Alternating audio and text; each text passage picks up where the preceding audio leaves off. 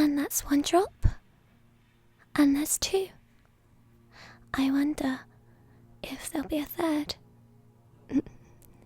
People may think it's particularly disgusting to watch straw drip out of a mouth, but there's something fascinating about it. And something that reminds me of, well, the way my mother used to drool over my father, and still does to this day. There's something in there that just reminds me of memories as a child. And as you were sleeping, I've been thinking more. I think I'm starting to realize that I'm not a child born of love. I'm not this child that was really nurtured. I was a trophy to my mother, being that of her and father's blood mixed into one, together forever.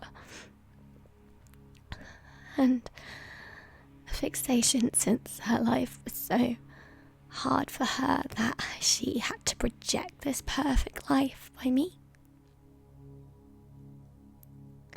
And this whole life I had was always just in a cage.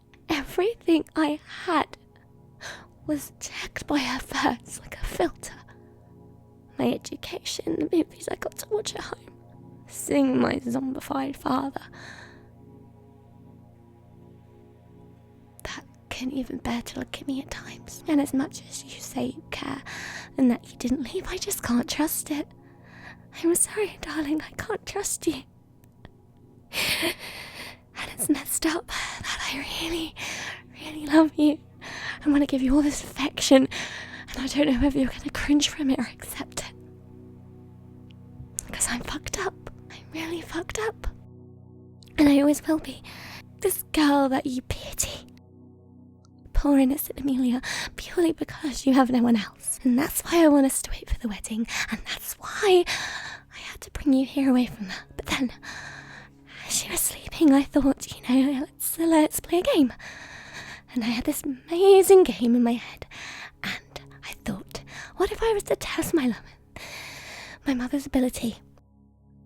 Because I don't know what it'd be like if I had a child, so I need to see if we were even ready to have a child together.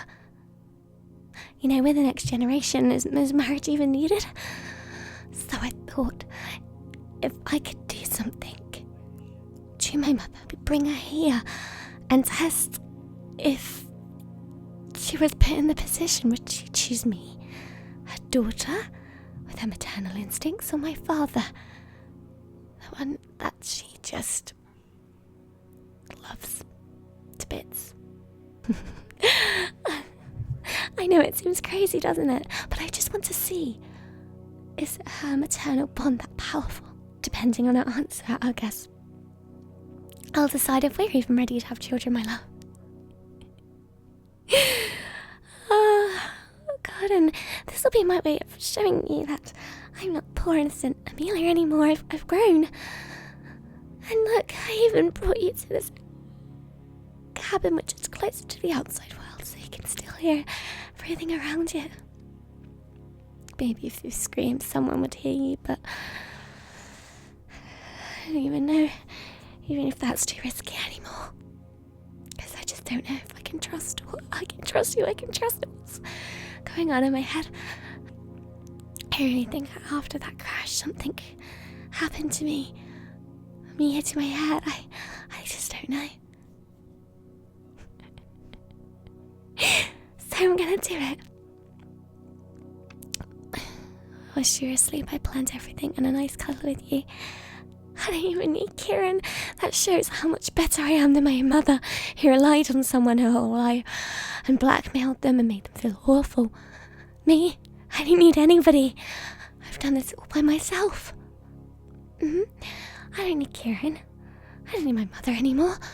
I don't need anybody but you. Isn't that wonderful? Because I love you, darling.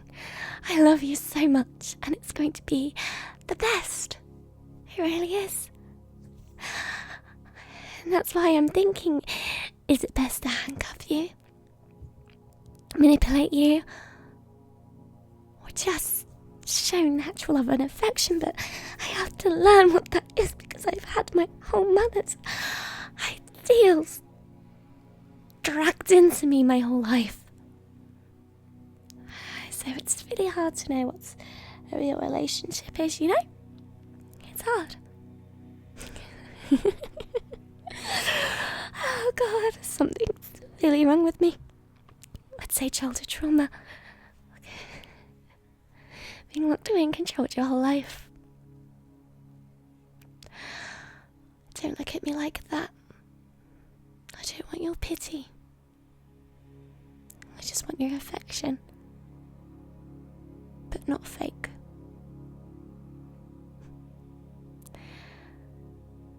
When Mother wakes up, and Father, they're really going to see a new side of me. They're going to learn the real me. Just not the face I kept putting on after I woke up to it all. Poor innocent Amelia. No, she's gone. She's not coming back. I just hope my mum's gonna see that. Look at the way she looks so vulnerable now. It's interesting. I wonder if her being tied in the chair this time will bring back flashbacks to the awful things that happened to her before she met my father. Do you know the story behind it?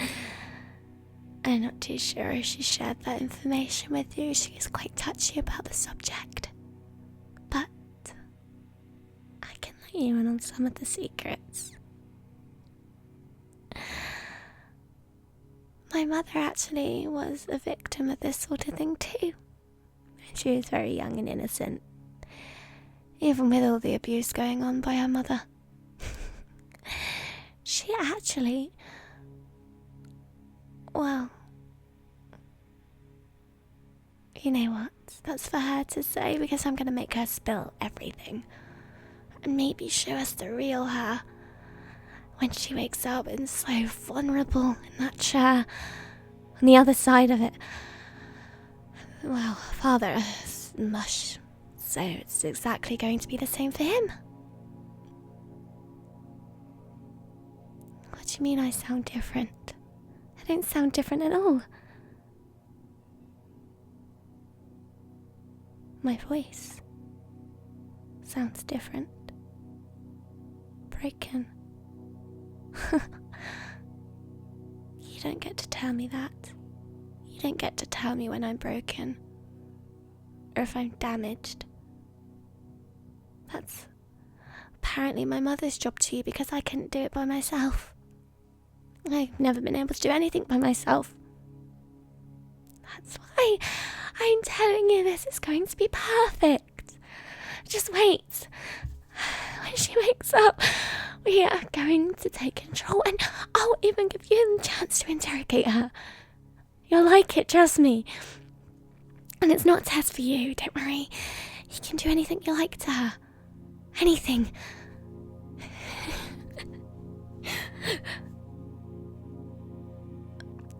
What are you gonna do to her?